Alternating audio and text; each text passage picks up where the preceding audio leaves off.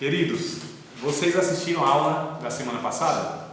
Eu assisti só um pedaço, Só, não tudo, porque eu tive um problema na internet. Sem problema, mas é importante assistir, tá? Quem não assistiu, assista.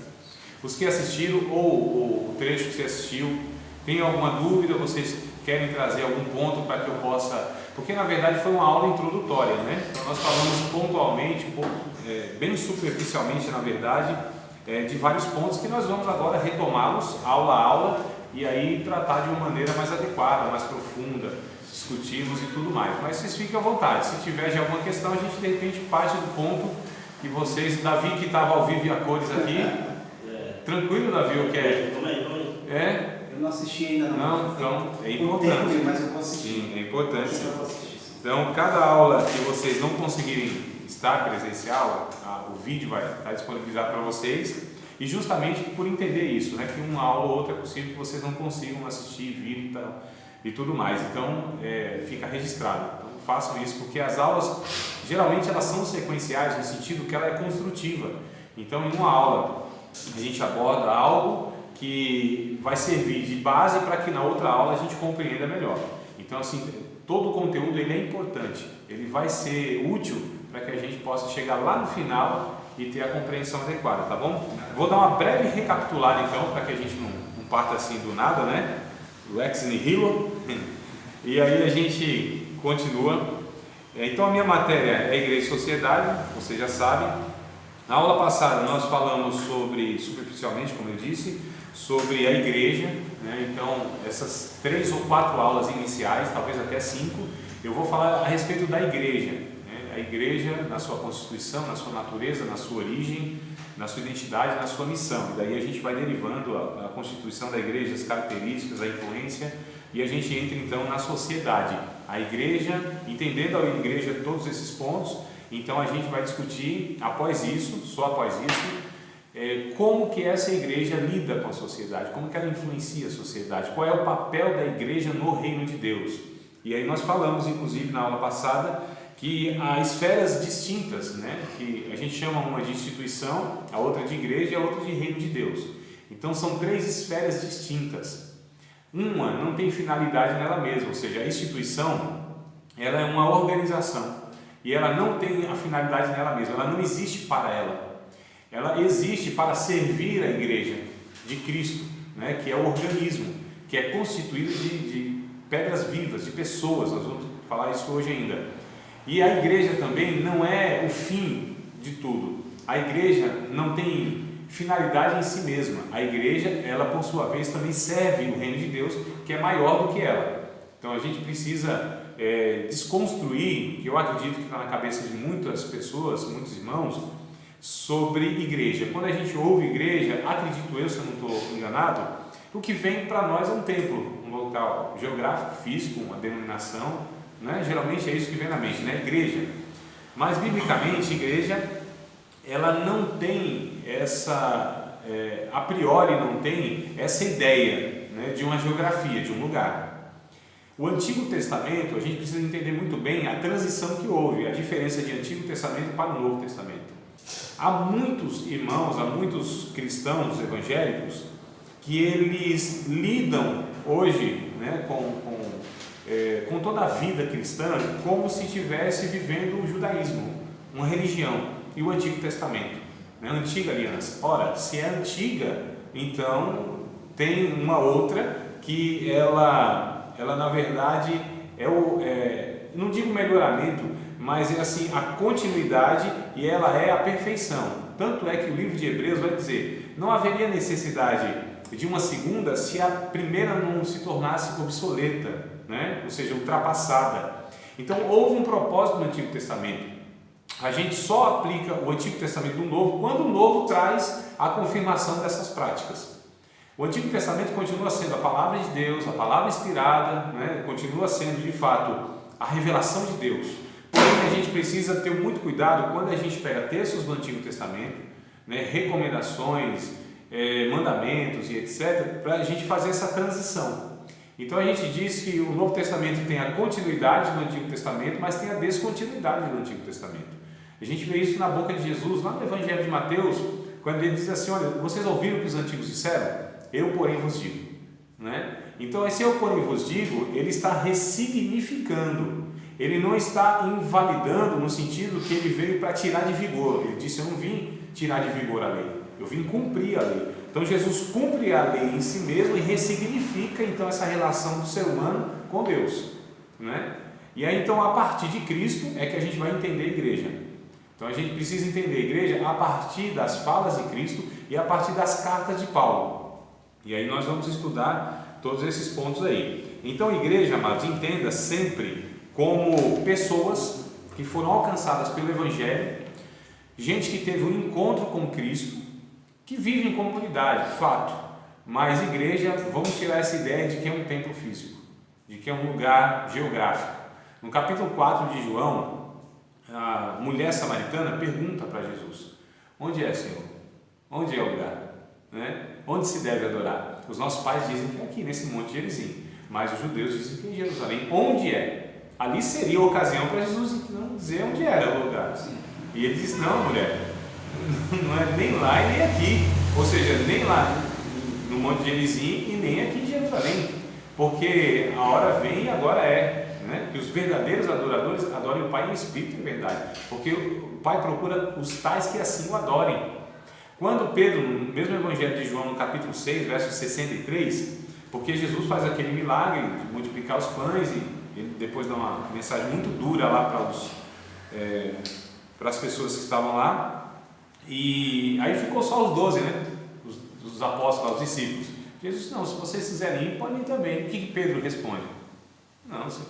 Para Onde? A quem iremos? A quem iremos nós, né? Não sei. É? A quem iremos nós? Para quem ou para onde iremos nós? A quem iremos nós? Quem iremos nós? Vamos ler o texto. 6:68. Falei 63. Eu acho que é para onde eu tenho. Então vamos ver. Isso vai fazer a diferença. Capítulo 6, verso 68 do Evangelho de João. Olha só, isso vai fazer a diferença, né? Para quem ou para onde? Então a gente já vai entendendo essa realidade de que a vida cristã não se resume a templo, a dias, a cerimônias, não é? A locais. Para quem iremos nós? Só tu tens a palavra de vida eterna. Então olha só, é comum as pessoas responderem para onde, porque é o que é falado muitas vezes. Eu sei disso, eu ouço isso, né? Então é falado muitas vezes: olha, para onde iremos nós? Para onde iremos nós? E nós temos um mau hábito, que é ouvir as coisas e repassá-las e não conferir, né? Eu já vi casos, inclusive, de alunos assim, eu pedi para ler um texto, ele leu o texto com aquilo que estava na sua mente, não com o que estava escrito, embora tivesse vendo aqui, ó. É impressionante como a mente ela pode ser condicionada, né? Porque você ouviu, absorveu aquilo e ficou aquilo. Então você repete aquilo e na verdade não está escrito. Então tem muitas coisas que nós falamos, quando a gente vai ver com mais calma, não está escrito aquilo. E os detalhes fazem diferença, né? As expressões, a gente precisa ter cuidado, porque ou nós tiramos o significado, a importância daquela expressão, né? Ou a gente vai alterando aí. É claro que não é nada intencional, mas a gente precisa prestar muita atenção. Então, para quem iremos nós? Só tu, Jesus, tem a palavra de vida eterna. Então já não é mais local, né? Já não é mais uma questão geográfica, já não é mais um templo. Agora, no templo também se adora a Deus, se serve a Deus, se vive, né?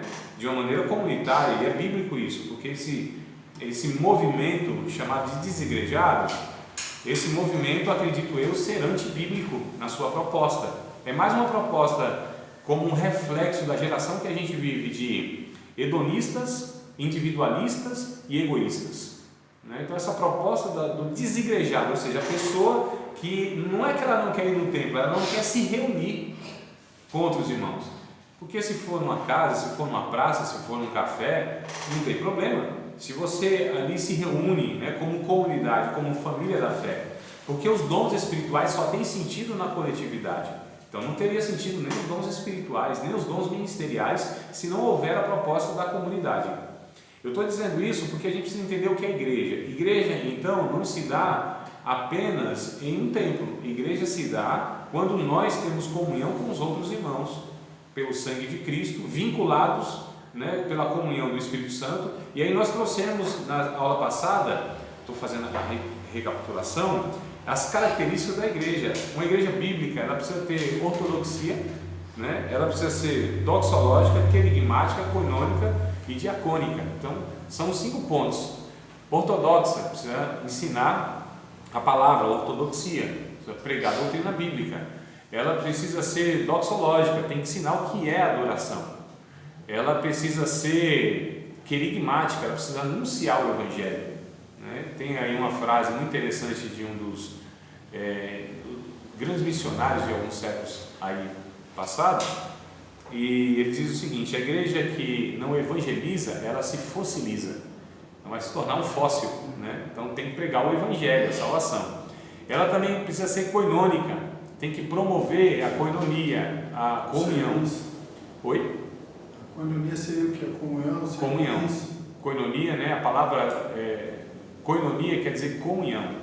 Então ela tem que ser coinônica. E a gente pega lá o texto de Atos capítulo 2, verso 42, se não me falha a memória, que diz que os irmãos ali, aqueles 3.000, se não me falha a memória, que se converteu na pregação de Pedro, eles perseveravam na oração, na comunhão, no partir do pão, né? Nas orações. Então havia comunhão entre eles lá, de tal maneira que eles viviam a ponto de chamar a atenção daqueles que estavam de fora, ou seja, que não pertenciam àquela comunidade, e eles chamavam a atenção pelo fato de que eles viviam de tal maneira e que um servia ao outro. Então a gente já entra na área aqui diacônica, que vem da diaconia, que aí sim é um serviço, que é o que a gente vai tratar lá na frente, é a ênfase, né? A igreja e sociedade, ou seja, a igreja serva, a igreja que é diacônica, a igreja que é constituída de diáconos. Infelizmente, essa palavra diácono, ela ficou restringida apenas ao exercício ministerial, né, do diácono, na liturgia. Então, infelizmente, a gente limitou muito essa questão. Mas quando a gente pega os textos, principalmente na fala de Jesus ele vai perguntar assim: olha, quem é maior, quem serve ou quem é servido? Né? Ele vai dizendo: quem é maior, quem está à mesa ou quem serve? Serve quem está à mesa, Senhor? É maior, né? Porque o outro vem e o serve.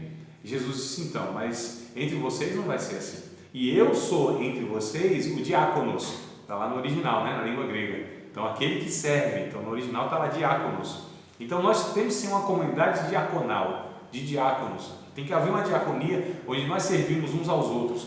Nós fomos distorcendo os sentidos dos termos bíblicos, por exemplo, do próprio ministro, né?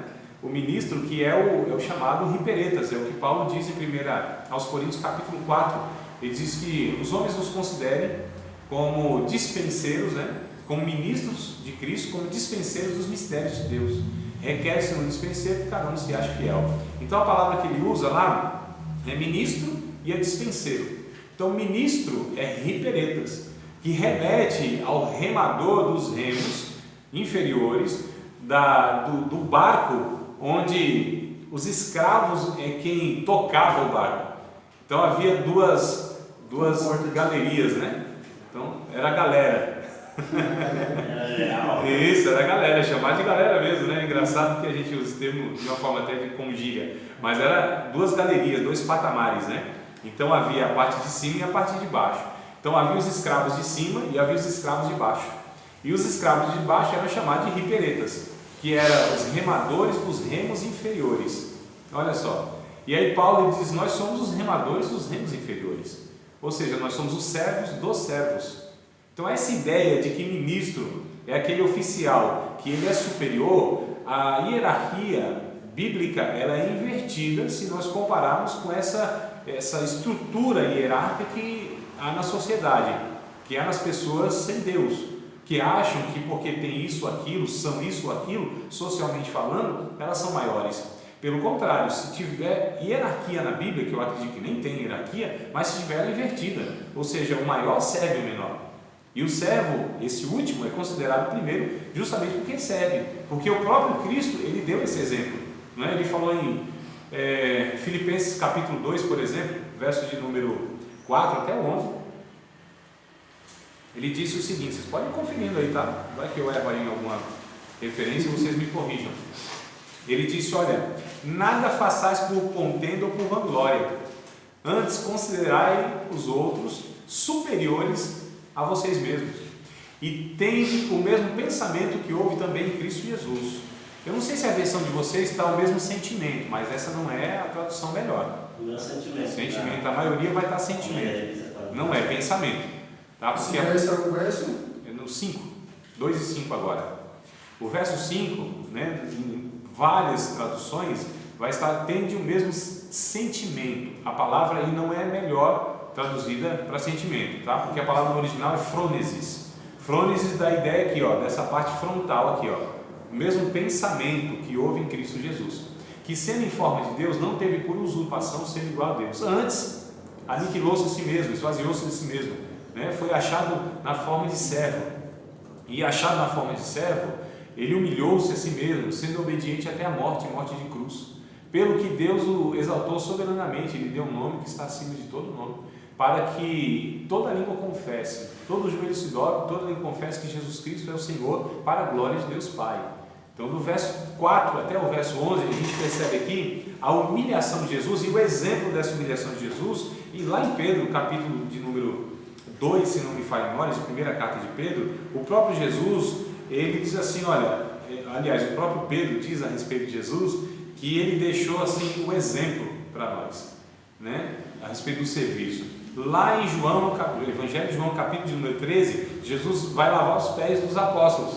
Pedrão disse, não, Senhor, meu pé não vai lavar não, o que é isso? Na cabeça de Pedro estava o quê? Se ele é mestre, ele não pode me servir, eu tenho que servi-lo. Mas aí Pedro, ele não percebeu que Jesus estava dando uma lição a ele. E ainda pior para Pedro, lógico, né?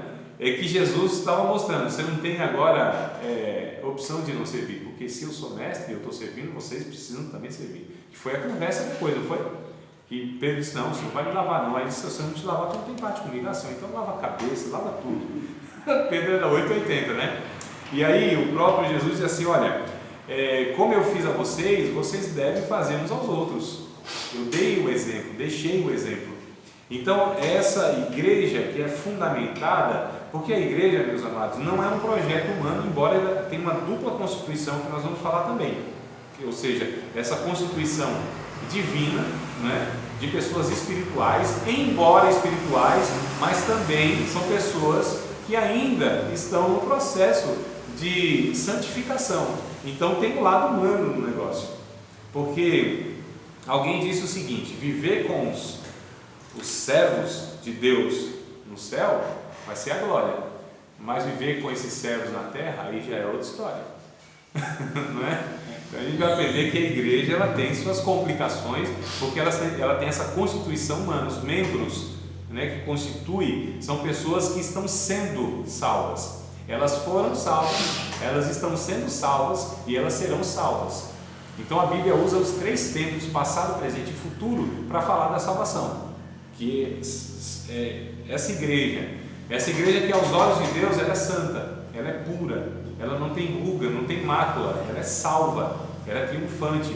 Então alguns perguntam assim, André, a igreja está ruim, não está não, no Brasil? Vai depender de que igreja você está falando, né? Porque a igreja de Cristo vai tudo muito bem, obrigado. A igreja de Cristo, perfeita, santa, marchando para o céu, triunfante, não tem problema com a igreja de Cristo. Agora você está falando de instituição, né? A instituição vai mal das pernas, a instituição está indiscreta. Aí a gente precisa distinguir essa questão. Nós estamos falando do que? De instituição ou de igreja? Porque se é de igreja, a igreja de Cristo é constituída de salvos, 100% de salvos, não tem perdido no meio dela. Tem gente mais madura e menos madura, é outra história, mas todos que estão na igreja de Cristo são salvos, é fato, porque foram imergidos no corpo de Cristo pelo Espírito Santo, que a gente chama de o batismo pelo Espírito Santo, não é? Não estou falando daquele outro batismo que a gente sabe, né? Senão outro dia a gente conversa sobre esse negócio aí. 1 Coríntios capítulo 12, verso 13, está escrito isso aí, meus amados. Vamos ler lá? Sobre a igreja, que ela é chamada de corpo de Cristo.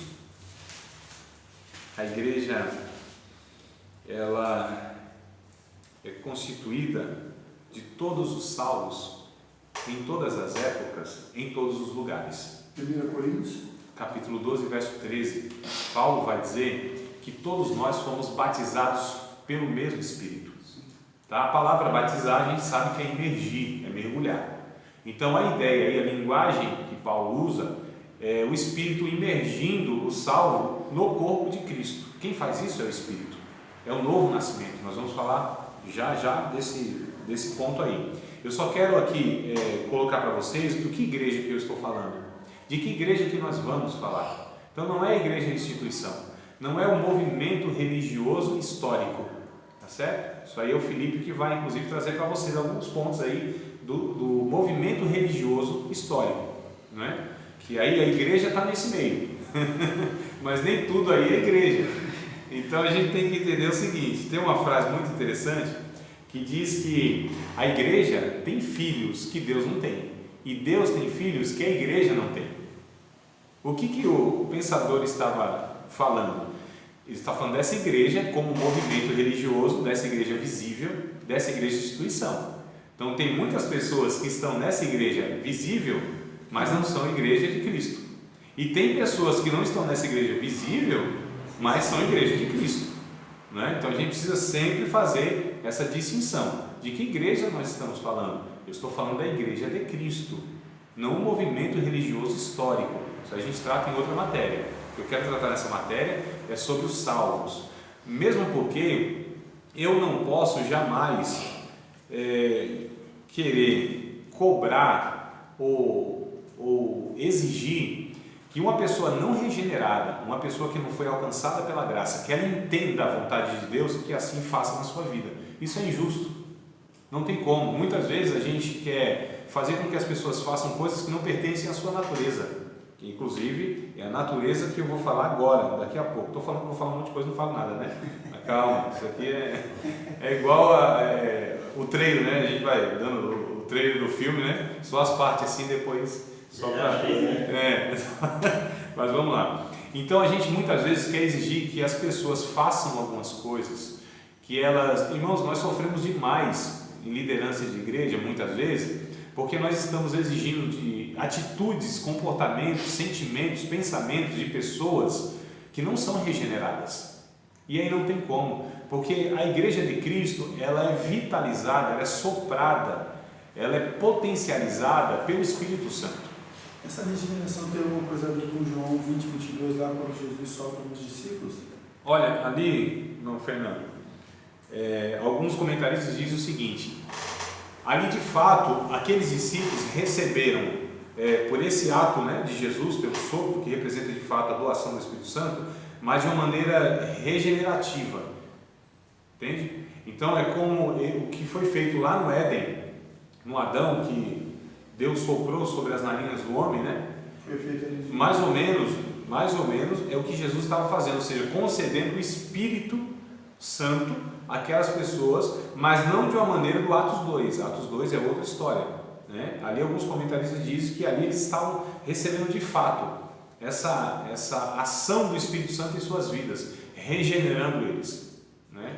É possível que nessa caminhada com Cristo eles ainda não tinham de fato assim sido regenerados, não tinham sido ainda alcançados de fato de uma maneira radical pelo Espírito Santo. Eles estavam caminhando com Cristo, mesmo porque a gente vê a trajetória dos 3 anos e meio de Cristo com esses 12 homens, meu Deus do céu, é uma luta, não é não? Eles não compreendem nada, não entendem o que Jesus prega, faz tudo errado, brigam entre si para ver quem é o maior e fala besteira para Jesus, mas é um trabalho enorme. Para quem quer discipulado, né, quer acompanhar vidas, isso aí para nós é um consolo, porque Jesus, o maior discipulador que poderia haver, o maior, conviveu 3 anos e meio, 24 horas com esse povo, ensinando. No final, qual é o resultado? Um se mata, 9 fogem, um trai. Então, olha só, a gente percebe, né? É um consolo, né? Para nós assim, que a gente às vezes, né, dá o sangue lá e tá, rapaz, que trabalho, né? Essa foi boa. Mas não é o relato bíblico? Então a gente percebe que mais ou menos aí seria a ideia do capítulo 20, verso 22 de João, né? Agora, o que eu estou dizendo aqui a respeito do Espírito Santo é ele que vitaliza, é ele que regenera, é ele que dá os dons, é o que a gente vai ver também mais para frente, ele dá os dons, é o Espírito Santo que salva, que aplica a obra salvífica na vida do pecador. É o Espírito Santo, é aquele que dá vida à igreja, é o poder de Deus dando vida a esse corpo, né? Então a gente precisa entender que a igreja, ela não é um projeto humano, a igreja ela não tem uma fundação humana, a igreja não é de natureza humana, a igreja não foi idealizada de uma forma humana, a igreja é projeto de Deus, a igreja é a proposta de uma recriação de uma humanidade. E aí que eu quero ler com vocês aqui, começando propriamente a aula de hoje, que agora foi uma introdução um pouco extensa. A igreja como natureza, nós vamos falar. Segundo aos Coríntios, capítulo 5, versículo de número 17, é muito interessante, porque aqui vai falar da natureza da igreja, né? Uma nova criação em Cristo. Ela tem a mesma natureza de Cristo. Segundo Coríntios? Segundo aos Coríntios, capítulo 5, verso 17. Os que estão em Cristo é nova criação. É possível que esteja criatura nas versões de vocês, né? Mas a melhor expressão seria criação, não criatura. Essa atualizada então é muito boa. Tem outras melhores aí, né? Mas tudo bem, não é porque ela não tem essas expressões. Eu estou trazendo justamente essas expressões-chave que é para. Mas ela não é de todo ruim, não. Aliás, toda a Bíblia para mim é boa, porque se ela cumpre o propósito para que ela foi escrita, aí ela se atingiu, né? Então, qual é a melhor Bíblia? Nenhuma e todas. Cada um tem a sua contribuição. Agora, claro que tem umas que trazem expressões que são mais próximas dos originais. Elas têm uma linguagem mais atual, aí são melhores por conta dessas questões. Não é toda a Bíblia é válida, né? Mas vamos lá. Então, os que estão em Cristo é nova criação, entenda isso, tá? Criação. Até quiser anotar, anote. É nova criação. As coisas velhas já passaram e agora tudo vai se fazendo novo, né? Então, os que estão em Cristo é nova criação. Deus em Cristo está formando uma nova humanidade, amados. Olha só que coisa interessante. Então, o que é a igreja? A igreja, ela é uma proposta de uma recriação de uma nova humanidade em Cristo. Então, em Adão não foi possível, né, criar essa humanidade. Então, em Adão, a humanidade de Adão foi se degenerando a partir do pecado ter entrado lá na sua vida, né, na vida do casal. Então, ele foi se desumanizando. O mais humano que pisou nessa terra foi o Cristo. Jesus foi mais humano de qualquer outro humano que houve. E nenhum haverá semelhante a ele, porque ele foi 100% humano, né? E não pecou, inclusive. Então ele carrega em si o DNA da humanidade. Ele é o genuíno humano. O Adão, ele foi um humano que se desoriginou. Então olha só. Então, como ele se desoriginou, ele não foi o original para que a humanidade pudesse imitá-lo. Aquele que só pode ser imitado como ser humano perfeito é Cristo. Em Cristo a gente vê um mistério que a gente chama da dupla natureza, que para nós é um negócio complicado para entender, né? Como em um ser existe duas naturezas? Pode haver duas naturezas, ou seja, um humano e um divino? Nenhum pode. Só em Cristo isso aconteceu. Então a gente não tem precedente, a gente não tem antes dele para comparar. Então Jesus é único, né? Em muitas coisas e nisso também. Então em Cristo estão unidos, ou estão unidas, né, as duas naturezas, a humana e a divina. Em Cristo nós temos dois paradigmas, duas referências. Uma é referência, você quer saber como o ser humano deveria ser? Olha para Cristo. Como que o ser humano deve se portar, agir, viver? É só olhar para Cristo, Ele é o paradigma. E quando a gente quer conhecer Deus, para quem que a gente olha? Para Cristo. Então, Jesus era Deus como era e o ser humano como deveria ser. Ele é o padrão, é o paradigma, é a referência dos dois. Em Cristo nós enxergamos e olhamos Deus, né? Seu caráter, nas suas características, né? Nos seus atributos, comunicáveis, claro. E em Jesus a gente vê o ser humano como deveria ser. Então, quem a gente deve imitar? O Cristo. o Cristo humano, né? O Cristo Jesus, ou Jesus Cristo, que a gente fala. Então, a gente entendendo isso, a gente sabe que a natureza da igreja, ela é uma nova natureza. Ela é constituída, então, daqueles que têm a mesma natureza de Cristo. Então, a nova criação em Cristo tem a mesma natureza do Cristo. Então, qual é a minha natureza? Qual é a minha identidade? Cristo. Como nós somos chamados? Como foram chamados os discípulos pela primeira vez em Antioquia, lá em Atos 11:26? Cristãos, né? Por quê? Pequenos Cristos. Porque eles viviam de tal maneira. Não foram eles que se denominaram cristãos, né? Foram as pessoas que observaram. Então eles viviam como Cristo, falavam como Cristo, eles andavam como Cristo. Então não, isso aqui são então pequenos cristos. Eles têm a mesma natureza de Cristo. É interessante que Cristo influenciou tanto aqueles homens, né? Que quando o próprio Pedro ele foi negar Cristo, ele disse: não, rapaz, você fala igual a ele. Olha só, a tua fala, o sotaque, a forma de falar, não sei, né, como que foi essa identificação, mas não tem jeito. Você andou com Cristo de tal maneira que ele te influenciou, mesmo você negando ele, a tua natureza mostra que você andou com ele, que ele deixou alguma coisa impregnada em você, deixou alguma digital em você, Pedro. Então o encontro com Cristo muda a natureza. A natureza nossa, amados, ela é radicalmente mudada porque é da morte para a vida, não é? Então a igreja ela é constituída de pessoas vivas, de pedras vivas. E aí a gente vai ver isso em 1 Pedro capítulo 2, versículo de número 5. A natureza da igreja, ela é uma nova natureza que expressa a mesma natureza de Cristo.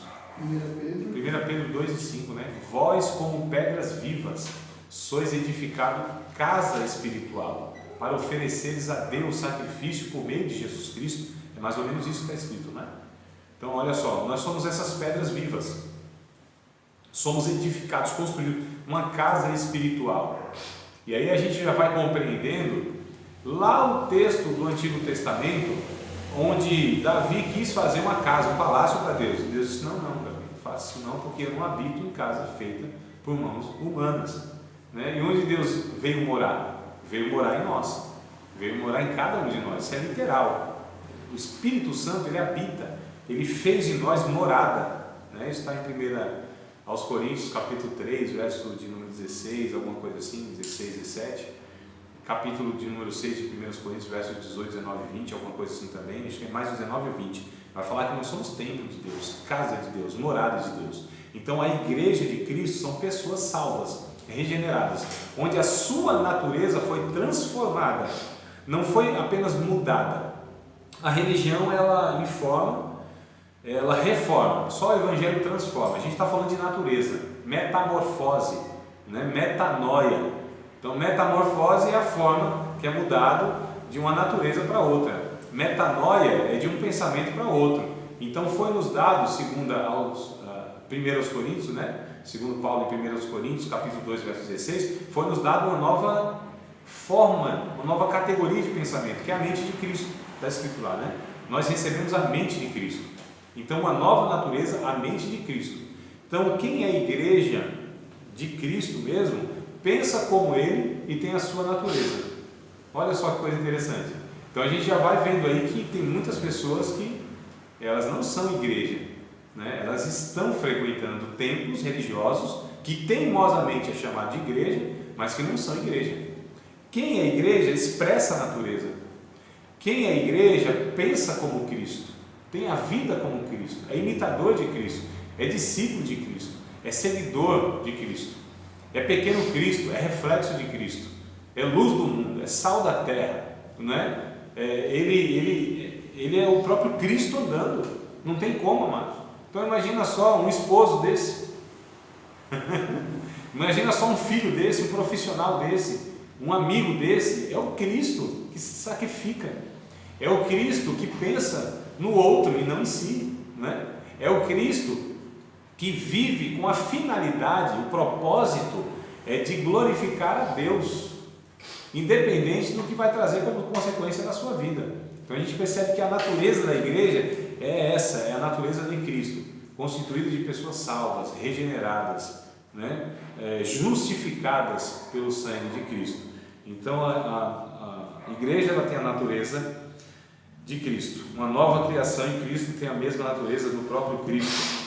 Ela é santa, Efésios capítulo 5, versos 26 e 27. Ela é santa. A igreja ela não tem mácula nenhuma. A igreja é salva.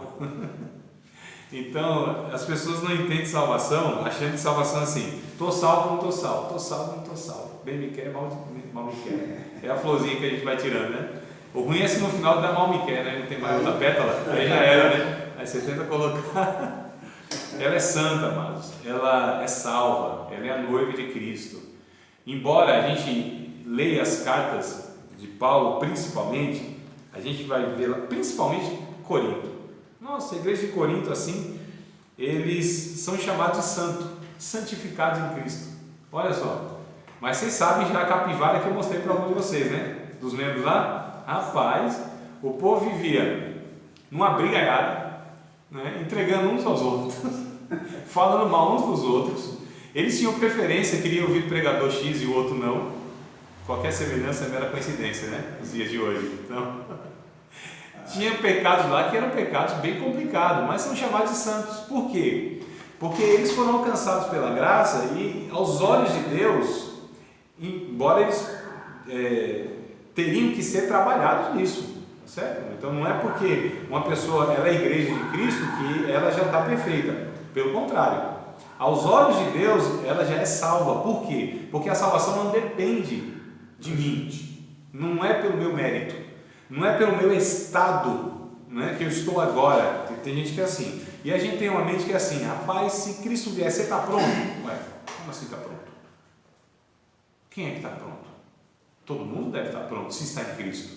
Se eu estou em Cristo, eu estou pronto. Agora, se eu não estou em Cristo, ninguém está pronto, né? Mas essa mentalidade que pelo seu esforço você alcança uma posição que aí você está pronto.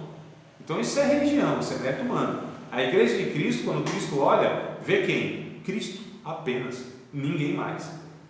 Vê o Cristo na igreja, né? Vê o Espírito Santo, vê o sangue de Cristo, não vê nós, porque se Deus olhasse para a igreja e visse nós apenas, a gente estaria tudo perdido, tudo condenado. Mas quem que ele vê? O Cristo, né? Então Deus olha assim, vou abençoar, quero abençoar Gilmar. E se ele olhasse para você, Gilmar, é só um exemplo, que seria eu, Davi, Fernando, qualquer um. Se olhasse para nós e nos enxergasse, não posso abençoar, não posso. A minha santidade não permite, a minha justiça não permite que eu abençoe, porque ele é indigno, ele é injusto, ele é impuro, não tem como. Mas ele olha e fala assim: vou abençoar. Sabe por que vou abençoar? Porque Cristo está na vida dele, porque a obra de Cristo me faz vê-lo como um santo, como um salvo, como uma pessoa que agora pode receber a minha graça de uma maneira satisfatória, porque não o vejo. Então, quando Deus quer nos abençoar, vê o mérito de Cristo na cruz. Quando não nos fulmina, não nos pune, é porque também vê o Cristo. Então é Cristo, irmão. Não é isso que diz Paulo em Romanos? Dele, por ele e para ele são todas as coisas? De, por e para. Então a igreja, ela é de Cristo, pertence ao Cristo, ela é de Cristo, por Cristo, não é? Então a igreja só pode ser igreja porque Cristo está intermediando. O que ele disse em João 14,6, que é muito conhecido? Eu sou o caminho, a verdade e a vida. Ninguém vem, não é vai, né? É vem ao Pai se não for por mim. Então é por Cristo que nós iremos ao Pai, mas é no Cristo que nós encontramos o Pai. É no Cristo que se funde a Trindade e onde nós nos encontramos os quatro. Olha só, os quatro, porque não é eu, mais você, não, os quatro, porque nós somos um corpo, uma unidade, né? Não uma uniformidade, mas uma unidade, que está em Efésios capítulo de número 4. Vamos ler o texto? Eu acho muito interessante, eu não tenho aqui ele gravado, por isso que eu vou recorrer novamente a Bíblia aqui em Efésios, capítulo número 4, versículos de número 1, a gente vai lendo aí até o 7 aproximadamente. Rogo-vos, pois eu, o preso do Senhor, que andeis como é digno da vossa vocação, com que fosse chamados, com toda a humildade e mansidão, com longanimidade, suportando-vos uns aos outros em amor, procurando guardar a unidade do Espírito pelo vínculo da paz. Há um só corpo, um só Espírito, como também fosse chamados, em uma só esperança da vossa vocação, um só Senhor, uma só fé, um só batismo, um só Deus e Pai de todos, o qual é sobre todos e por todos e em todos, mas a graça foi dada a cada um de nós, segundo a medida do dom de Cristo. Essa é a unidade do corpo. Perceba quantas vezes ele diz, um só corpo, um só batismo, um só Deus, uma só fé, um só. Então é uma unidade, né? Então dele, se origina dele, por ele e para ele. Para é finalidade. Então a igreja ela tem uma natureza e a sua natureza expressa a natureza de Cristo. Qual é a natureza de Cristo? De servo. Então a igreja tem uma finalidade. Qual é a finalidade da igreja? Servir o Cristo, não é? Servir o Cristo que serviu o mundo. Então quando nós servimos o mundo, nós servimos a Cristo. Quando nós servimos um pequenino, nós servimos a Cristo.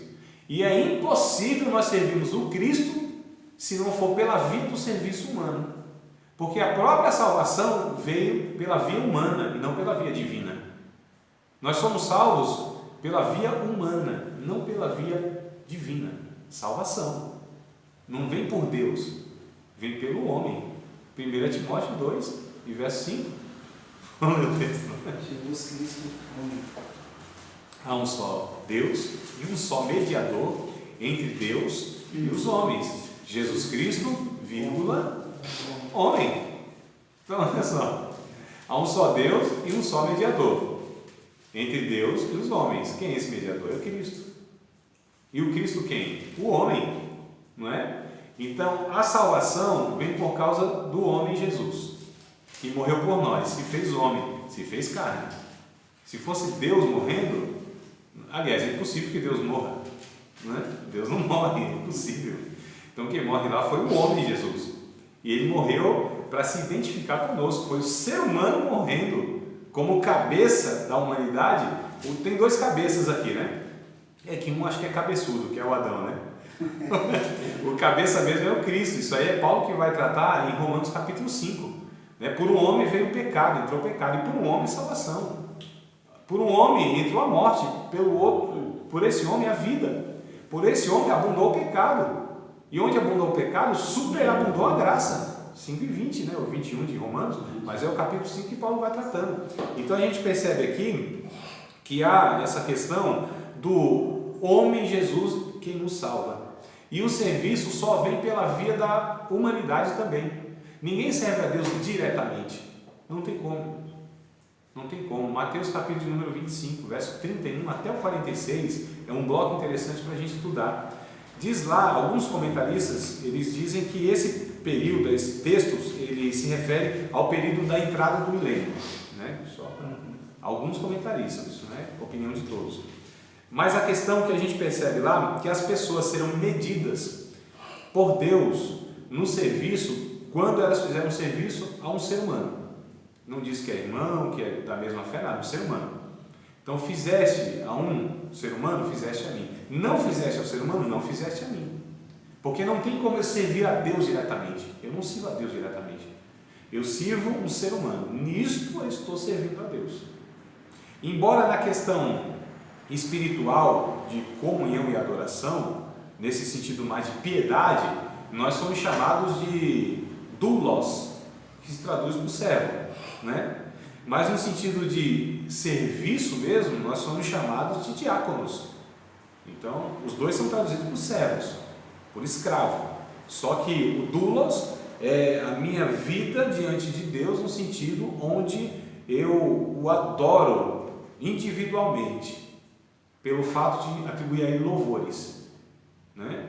Honras, orações e tudo mais.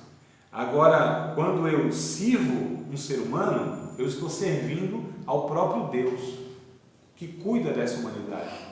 Sem mim, faria muito melhor. Mas Ele nos convoca a fazer isso. Ele nos chamou para fazer isso. Ele nos chamou para cooperar com Ele. Quem opera é Ele, nós cooperamos.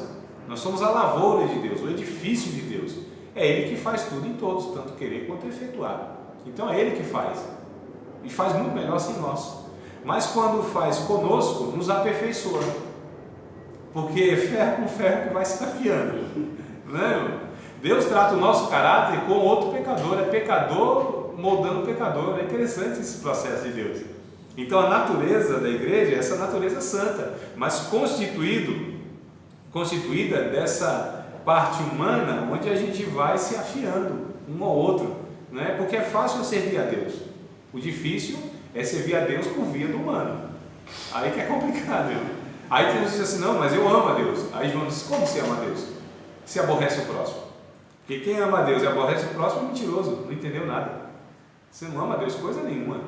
Você está em trevas até agora. Se você não ama, você está em trevas. Se você aborrece o seu irmão, você está em trevas. Você não ama a Deus, você não serve a Deus. Coisa nenhuma. 1 João capítulo 3, verso 16 até o 18, é um negócio muito interessante. João 3,16 todo mundo conhece, né?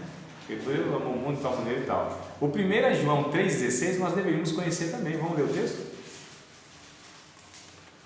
Eu sei que vocês conhecem Bíblia, leem Bíblia, pregam Bíblia, mas nesse exercício de recorrermos aos textos bíblicos, a gente vai fixando mais ainda, né, irmão? Ah, sim. E no final desse curso aqui, vocês vão ter gravado na mente os 31.173 versículos que existem na Bíblia.